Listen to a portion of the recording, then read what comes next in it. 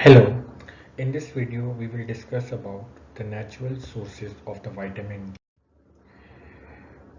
Salmon fish is one of the main sources for the vitamin D. According to United States Department of Agriculture Food Composition Database, 100 grams of serving of salmon contains 526 international units of vitamin D. Cod liver oil is also a natural source of vitamin D.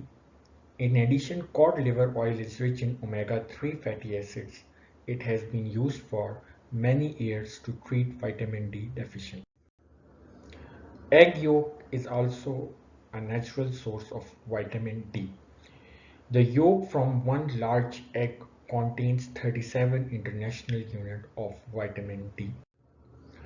Mushrooms are another good source for vitamin D. Only wild mushrooms or mushrooms treated with ultraviolet lights are good sources of the vitamin. Soy milk is also a natural source of vitamin D. 1 cup of soy milk contains 110 international unit of vitamin D.